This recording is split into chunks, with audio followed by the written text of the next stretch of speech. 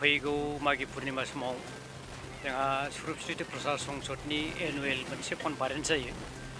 बे कनफारेन्सखौ खुंनो थाखाय जोंहा लाहार फाहार खालामनांगौ।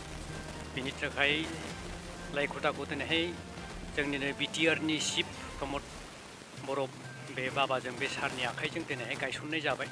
जाहाथे बै फैगोन अधिवेशना मागि पुर्णिमानि अधिवेशना मोजां जालाङो।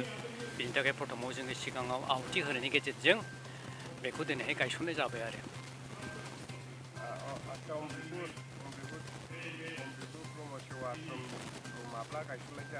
अमृतपुर ब्रह्म सेवाश्रमा 1920 मायथाइयाव इंराजि मायथाइनि 1920 मायथाइखौ गायसननाय जादों।